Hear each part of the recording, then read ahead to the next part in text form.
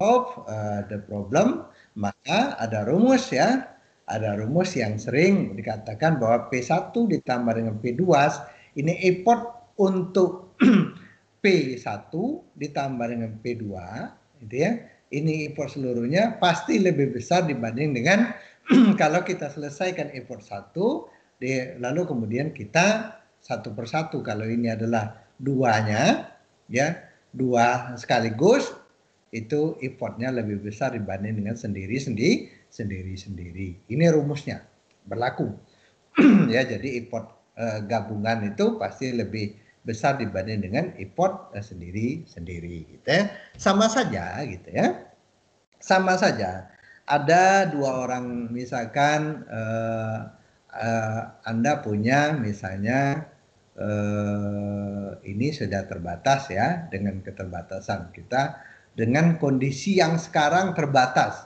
Anda punya uang apa namanya tanggal 1 begini ya, tanggal 1 begini Anda punya gaji Anda adalah 1 juta. Lalu kemudian tanggal 20 nanti Anda dapat juga gaji 1 juta lagi gitu ya. Jadi Anda punya kepentingan untuk membeli barang yang seharga 500.000 ya. Oke, 500.000. Nah, sekarang itu yang tidak mau Anda beli itu adalah dua barang. 500.000 ini dua barang. Nah, sekarang ya dengan gaji Anda, jika Anda lakukan pembeliannya itu dua sekaligus pada tanggal 5, apa yang terjadi? Ya, uang Anda habis gitu ya. Bukan tidak bisa, tetapi uang Anda habis gitu ya. Uang Anda habis. Nah, kalau Anda beli satu, wah, uang saya bisa beli satu, tetapi masih ada 500 lagi. Ya, 500.000 lagi. Lalu kemudian di tanggal 5 itu, ya. Lalu kemudian di tanggal 21 Anda beli satu lagi. Ya. Nah, hal yang seperti ini berbeda. Jumlah total di akhir bulan sama nggak? Sama gitu ya. Yaitu sama-sama barang yang Anda beli adalah dua. Tapi effort yang Anda miliki adalah jauh lebih besar ya. Ini problem regionnya saya tidak jelaskan seperti itu saja apa namanya kalau melihat grafik ini cost ya, cost ini per modul ya, cost tadi ya seperti yang saya katakan tadi. Ini adalah region of minimum ya. Kalau Anda lihat beginilah, kalau misalkan semakin kita modulnya semakin kita tingkatkan modularity-nya, maka effortnya akan semakin menurun. Tetapi kalau semakin banyak ya cost untuk integrasi dari apa namanya modul-modul yang terjadi itu adalah lebih besar gitu ya. Apa tujuannya? Ini tujuan modularity Anda bisa pelajari lagi. Yang pertama adalah decomposability, dekomposisi ya. Lalu composability, modularity understandability gitu ya. Untuk lebih memahami tadi sudah saya jelaskan sebenarnya tentang modularity ini gitu ya. Continuity, protection ini ya, apa small change to system requirement result in change to individual model rather than system-wide change.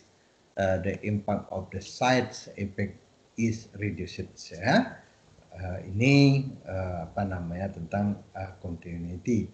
Model protection, if there is an error in the module, then the error are localized and not spread to other modul ya. Jadi tadi juga sudah saya jelaskan juga ini ya. Bagaimana kalau terjadi kesalahan, maka modul-modul yang ada itu bisa kita lakukan lokalisasi ya. Jadi lokalisasi modul ini masih salah sehingga seluruh program itu bisa masih tetap bisa berjalan, tetapi modul yang terkait dengan modul itu dia tidak bisa jalan ya, karena modul yang tersebut adalah salah.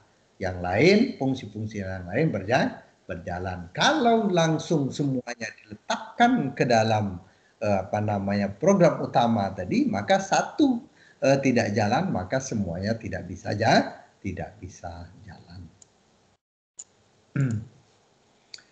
Oke, kita bicara tentang software arsitektur ya. Ini lebih didalami ya,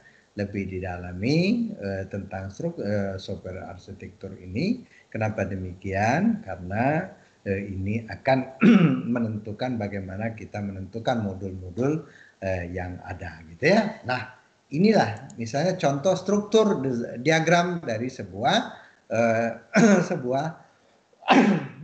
desain. Sorry. Ada pertanyaan sampai sejauh ini? Silakan.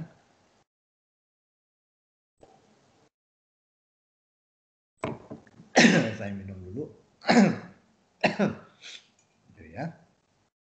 Jadi saya minum dulu. Oke, tidak ada pertanyaan, kita lanjutkan lagi. Yaitu ini gitu ya. Jadi tentang cerita struktur diagram. Nah, ini adalah modul. Ini adalah nama software kita.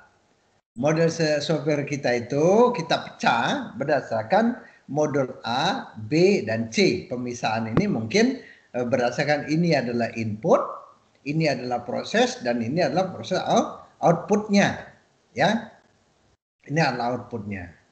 Ya, ini adalah bagian modul-modul yang terkait dengan input, ini adalah modul-modul yang terkait dengan proses, lalu kemudian ini adalah modul-modul yang terkait dengan outputnya. Ya, input, proses, dan output. Ya, ini modul yang pertama. Ya, ini, nah modul di mana peroleh seperti ini untuk menggambarkan yang tepat, ya, menggambarkan yang tepat seperti ini. Tentu saja ini dilihat dari atau diperoleh dari data flow diagram yang kita peroleh atau sudah kita dapatkan dari fase analisis tadi. Yang ke bawah seperti ini adalah modelnya adalah mendalam, dan kemudian yang ke sini adalah melebar ya. Ini adalah ke sini ya. Ketika dia memisah ke seperti ini nama artinya adalah pan out. Lalu kemudian kalau ke sini ya dia menyatu seperti ini, maka namanya pan in namanya ya. Nah, kind of model, structure model, ya, framework model, dynamic model, proses model, dan function model. Kita bisa adakan itu saja. Ya, nah ini yang kita lihat lagi. Program structure partitioning. Jadi kita ini saja. Ini fungsi yang pertama, ini fungsi yang kedua, ini adalah fungsi yang ketiga. Kita buat saja. Ini dipartisi saja ya. Partisi. Ini adalah tentang horizontal function. Dipartisi saja. Jadi dua ya. Ini juga vertikal ya. Vertikal fungsinya juga bisa ya, working module.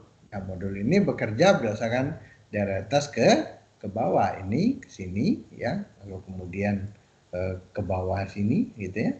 Ini kemudian ini dari sini modul ini bekerja sampai ke sini ya, dan selanjutnya. Nah, lalu kemudian information heading ya. Module are characteristic by design decision to the hidden from order. Jadi information heading ini gitu ya.